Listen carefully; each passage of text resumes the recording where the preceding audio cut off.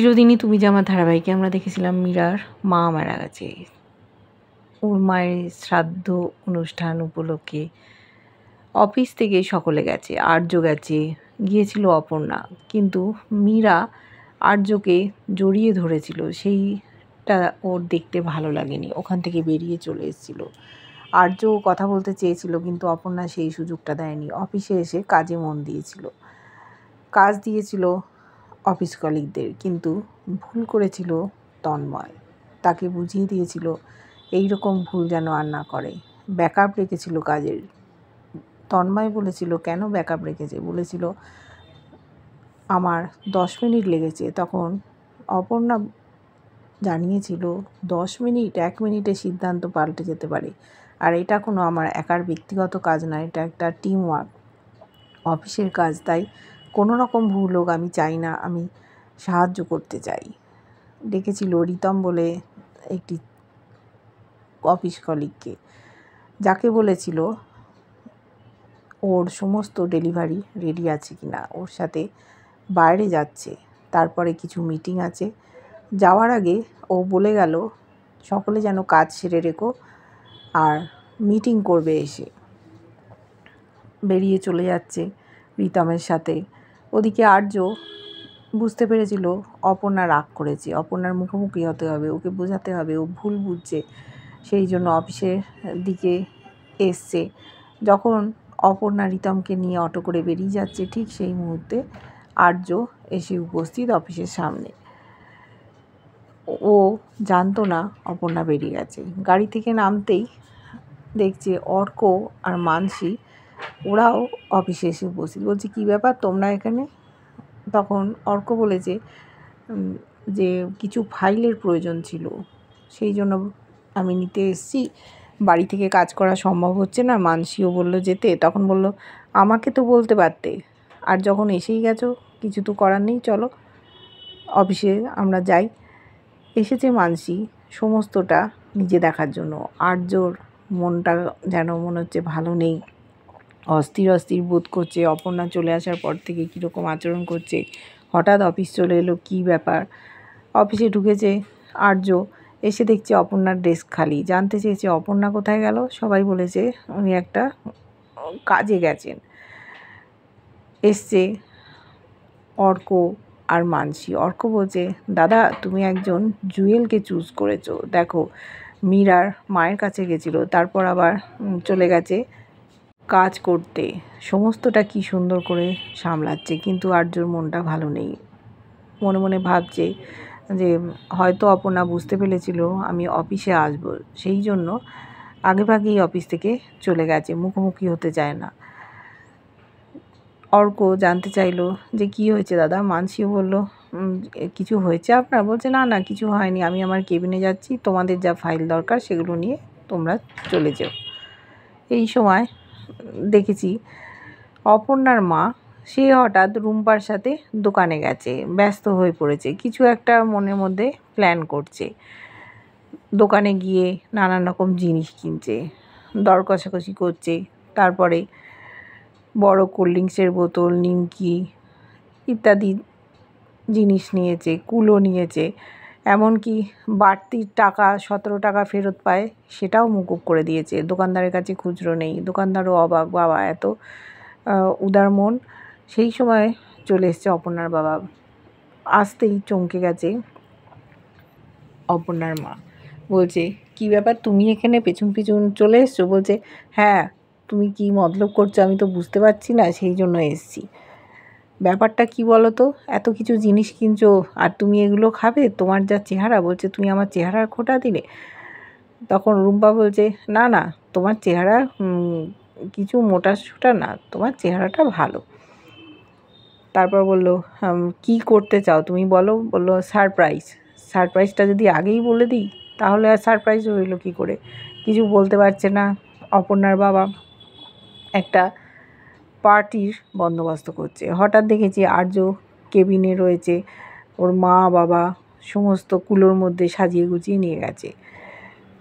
ভেতরে ঢুকেছে, ঢুকে বলছে স্যার আপনার কাছে এসছি, আপনার কাছ থেকেই শেখা, আপনারা তো ট্রেতে করে দেন, আর আমি কুলো করে নিয়ে এসেছি আপনাদের নিমন্ত্রণ করতে। আমরা একটা পার্টি রেখেছি, অপর্ণার এই যে একটা প্রমোশন হলো সেই জন্য অবশ্যই যাবেন। সেই সময় চলে এসছে অর্ক আর মানসী। মানসী বলছে, হ্যাঁ আপনারা তো এক লাফে যাতে উঠে গেছেন, চলে এসছে কিঙ্কর আর মীরাও।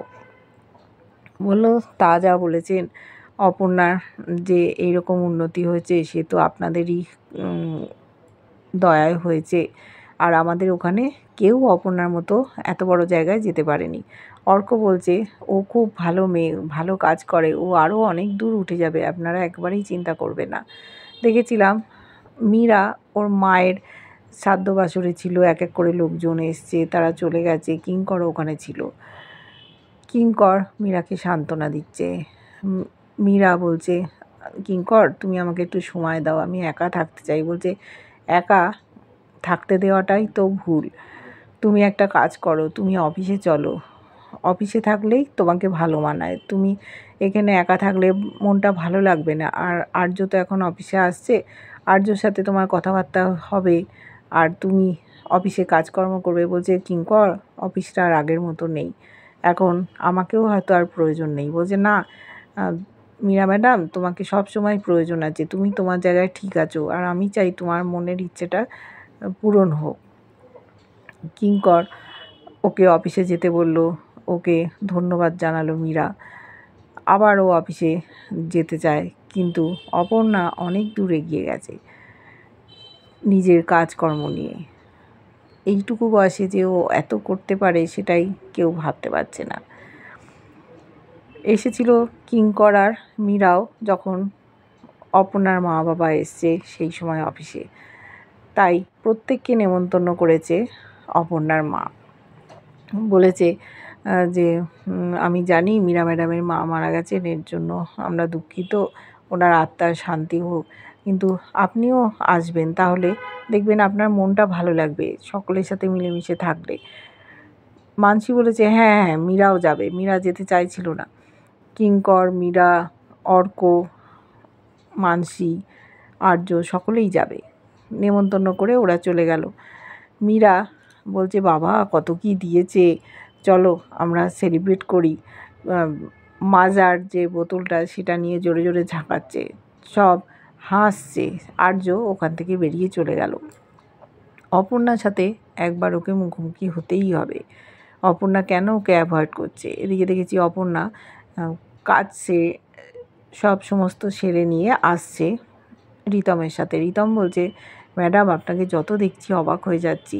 এরপরে ও আবার একটা মিটিংয়ে যাচ্ছে। বলছে, আপনার যা এনার্জি ভাবাই যায় না, আপনি এত সুন্দর কাজ করছেন। বলছে, আমাকে তো করতেই হবে, আর আমার বাড়ি যাওয়ার কোনো তাড়া নেই, তাই আমি সমস্ত কাজটা সেরে ফেলতে চাই। সেই সময় ফোন এসছে, আর্য ফোন করেছে, কিন্তু ও ফোনটা ধরছে না। আর্য বলছে যে, কেন তুমি ফোনটা ধরছো না অপর্ণা, তুমি আমায় ভুল বুঝছো, তোমার মুখোমুখি আমায় হতে হবে। কিন্তু অপর্ণা প্রথম ফোনটা ধরলো না, আবার দ্বিতীয়বার করেছে, ধরতে বাধ্য হলো। বলছে, হ্যাঁ স্যার বলুন। বলছে, তুমি কোথায়? বললো, স্যার আমার একটা এখন মিটিং আছে, আমায় যেতে হচ্ছে। বললো, তুমি আমার সাথে একটু দেখা করো। বলছে, স্যার আমার তো সময় হবে না, তুমি যা আমাকে ভাবছো ভুল বুঝছো অপর্ণা। বললো, দেখুন স্যার, আপনি তো কাজের গুরুত্ব দেন, আমি একটা কাজে আছি, সময় হয়ে গেছে, মিটিংয়ে যাচ্ছি, আশা করি আপনি বুঝতে পারছেন, আপনার সাথে আমি পরে কথা বলবো। বললো, তুমি কি আমায় অ্যাভয়েড করছো? বলছে, না স্যার আপনাকে অ্যাভয়েড করব এরকম সাধ্য আমার নেই, আপনি বুঝতে পারছেন তো। দিয়ে ফোনটা ও রেখে দিল। আর্য বুঝতেই পারছে যে অপর্ণা অ্যাভয়েড করছে, ওর সাথে একবার দেখা হওয়া দরকার। এদিকে সকলে মিলে অপর্ণাদের বাড়িতে যাওয়ার প্ল্যান করেছে, পার্টি হবে। কিন্তু অর্ক বলল, দাদা আমরা তো এইসব ড্রেসে আছি, আমাদের বাড়ি যেতে হবে, ড্রেস চেঞ্জ করে তারপর পার্টিতে যাব। আর্য বলল, সেটা আবার বলতে হবে, যাও তোমরা রেডি হয়ে নাও। দেখেছি অপর্ণাদের বাড়িটা খুব সুন্দর করে সাজানো হয়েছে, সন্তু আর পাড়ার বউদের অন্যরকমভাবে তৈরি করিয়েছে অপর্ণার মা। খাবারের বন্দোবস্ত করেছে, আসছে লোকজন, গান বাজছে, এমন একটা গান বাজিয়েছে, চোখ তুলে দেখো না কে এসেছে। এই গানটা বাজছে আর আসছে আর্য, অর্ক, মানসী আর মানসী বলছে বাবা দেখো কি গান বাজছে।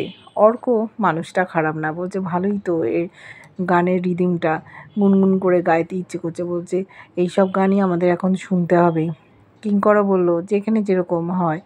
আর্য একবার চোখ ঘুরিয়ে তাকালো যে কিঙ্কর বিদ্রূপ করছে, সব এখন সহ্য করতে হবে, ওরা পার্টিতে এসছে। অপর্ণা ঘরের মধ্যে ঢুকে অবাক হয়ে গেছে, ওর মা এই কী ব্যবস্থা করেছে, কেন করেছে। ওর মা বলেছে যে দেখ তোর একটা প্রমোশন হয়েছে সেই জন্য এই বন্দোবস্ত করেছি। বলছে আমাকে তো একবারও জানাওনি, বলছে তোকে সারপ্রাইজ দিতে চেয়েছিলাম, এখন তুই অনেক বড় হয়ে গেছিস তো সেই জন্য তোর ভাল লাগছে না, তাই না বল। এখন তো তোদের বড় বড় পার্টি, আর আমি কিছু করলে দোষ হয়ে যায়। ওর মা কেঁদেই ফেলেছে। অপর্ণা ভাবছে যে আমার মা এত কিছু করলো আর আমি এরম বলছি। বলছে মা বাবা তোমরা ভালো থাকলে আমিও ভালো থাকবো, তুমি এত বন্দোবস্ত করেছো। মনে মনে ভাবছে আমি যে দুঃখ মন খারাপ নিয়ে এসেছিলাম সেই দুঃখটা এক নিমেষে কেটে গেল। মা এরকম একটা ব্যবস্থা করেছে, ও খুশি হয়েছে, নিজে প্রস্তুত হয়েছে। এদিকে ও বাইরে এসে দেখছে এইসব গান বাজছে। তখন সন্তুকে বলছে কী সব গান বাজিয়েছো। ওর মা তো খুব খুশি, সকলে খাওয়া দাওয়া করছে, ভালো করে খেতে বলছে, রান্নাবাড়ি যেন ভালো হয় আগেই বলে দিয়েছিল, ঠান্ডা যেন না থাকে। এবার অপর্ণা বলছে এই সব গান বাজাতে হবে না, আমি একটা গান চালাচ্ছি, দিয়ে ও একটা গান চালালো। ওর মা বলছে এইরকম একটা গান সকলে হাত দুলিয়ে দুলিয়ে নাচবে, কী সব গান দিচ্ছিস অপু। বলছে এটাই বাজতে থাকুক। আর্য সেই সময় ওদের ঘরের কাছে চলে এসছে। গানটা শুরু হয়েছে কুছ না কহো। আর্য যখন ভেতরে ঢুকছে, অপর্ণা যাচ্ছিল, হঠাৎ পেছন ঘুরে দেখছে আর্য স্যার, মুখোমুখি দুজনে। আবার হয়তো ওদের মধ্যে মিল হয়ে যাবে। কি ঘটতে চলেছে আগামীতে দেখতে থাকবো। কেমন লাগছে ধারাবাহিকটা জানিও, ভালো লাগলে লাইক কমেন্ট সাবস্ক্রাইব করো, আর যারা ফেসবুক পেজ থেকে দেখছো ফলো করে সাথে থেকো।